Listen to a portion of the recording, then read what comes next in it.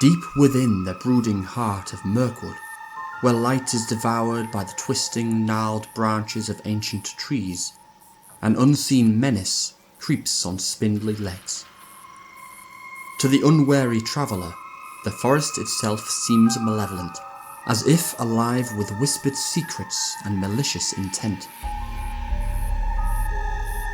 But for those who wander too far into the thick of the woods, straying from what little remains of the faint paths, may stumble upon something far worse than mere shadows and whispers.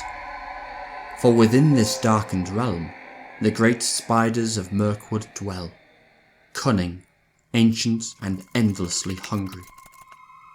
These monstrous creatures spin their webs like prison walls around the heart of the forest, and their story is woven into the very fabric of the land's corruption and decay. Long ago, before the shadow crept into its very roots, Mirkwood was known as Greenwood the Great. A vibrant and living forest, it spanned much of northern Middle-earth, filled with light, life, and beauty.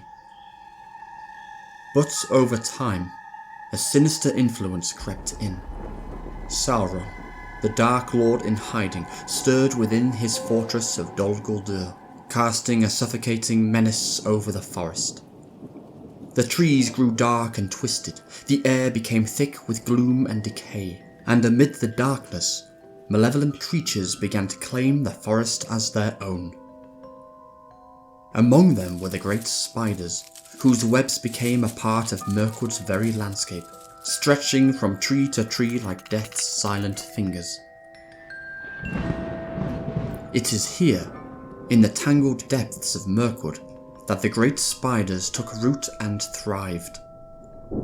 The forest itself became a labyrinth of webs, tens of thousands of silken threads running from one end of the forest to the other, turning paths into traps and light into fleeting memories. For in Mirkwood, light is fleeting. The further one ventures into its shadows, the deeper the gloom becomes, until even daylight itself is swallowed whole. To understand the great spiders of Mirkwood, we must first trace their lineage back to an ancient and unspeakable terror.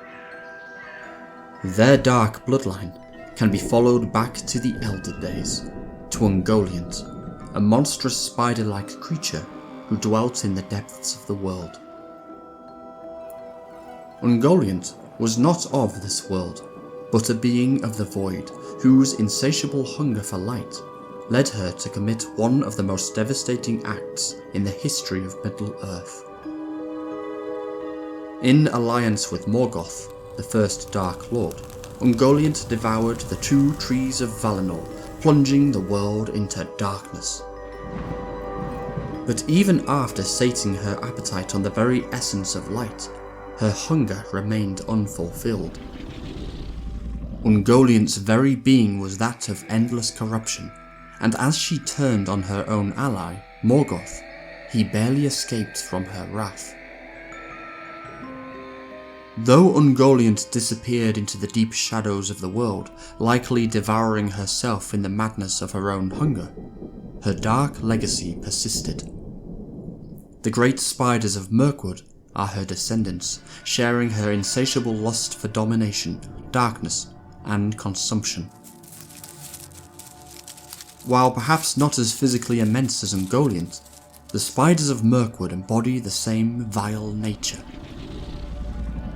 They are not simple beasts, but creatures of malice, with an intellect that makes them all the more terrifying.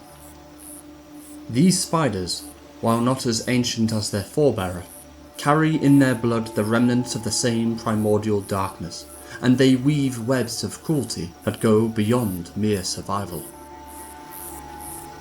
To stumble upon the webs of the great spiders is to come face to face with a living nightmare. Their webs are not just traps for the unwary, but symbols of the forest's own corruption, spreading across the trees like a sickening disease. These webs, shimmering faintly in what little light filters through the canopy, are silent and deadly, often hidden until it is too late. Tolkien describes the webs vividly in The Hobbit, painting a picture of a suffocating entrapment. There were dark, dense cobwebs in the branches, and after a while they could see them thickly stretched from tree to tree. There were festoons of spiders' webs stretched on all sides, and there were large spiders sitting in the branches above them, or running along the ground or hanging in the air. Within Mirkwood, these webs turn the forest into a maze of death. The travellers become lost, caught in the sticky threads, their struggles only serving to alert the spiders lurking nearby.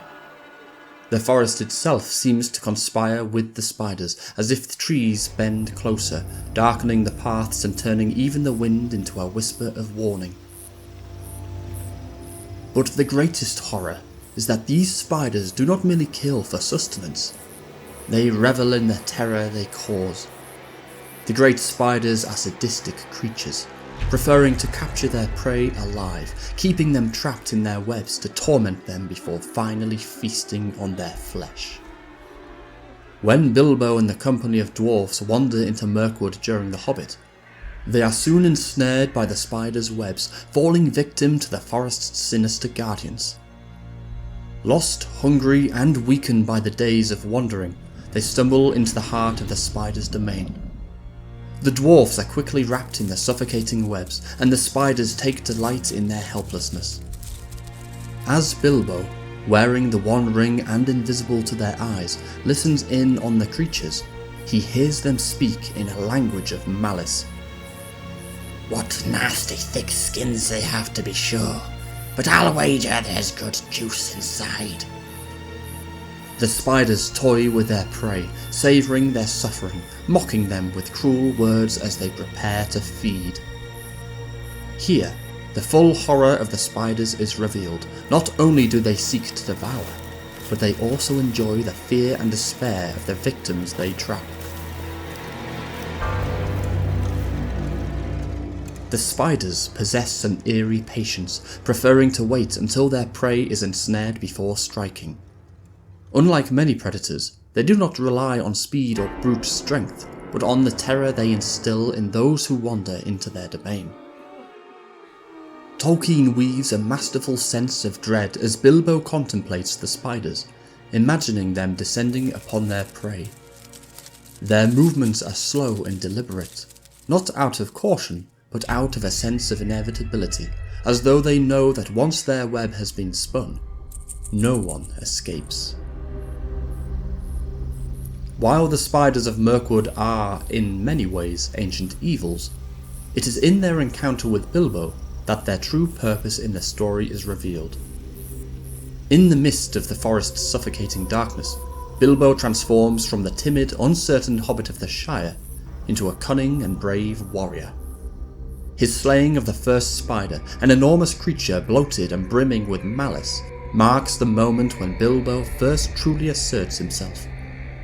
He names his sword Sting after this victory, a symbol of his newfound courage and determination.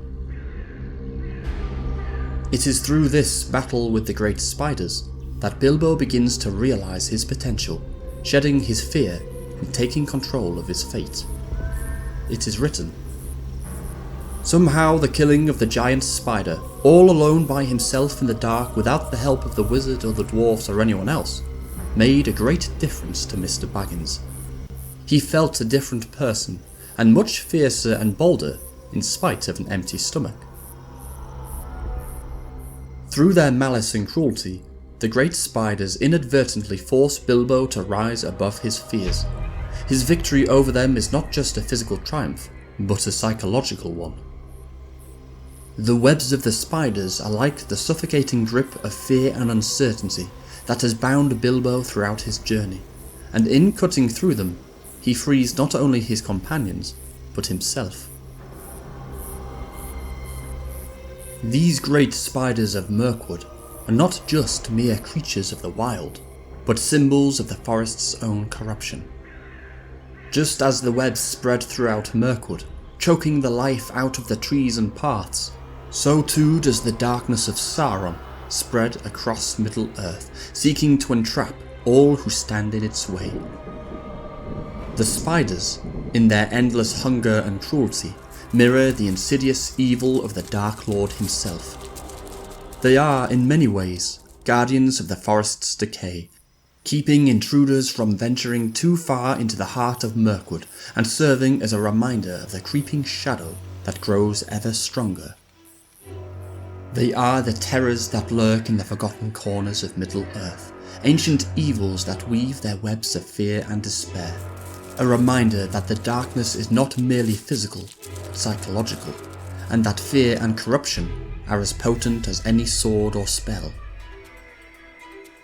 In the end, the great spiders are but one facet of the larger shadow that threatens Middle-earth, a constant reminder of the insidious nature of evil, that it creeps slowly, silently, and before one knows it, they are trapped, struggling helplessly in its grip. Mirkwood is their kingdom, and within its tangled, suffocating depths, the spiders wait, ever watchful and ever hungry.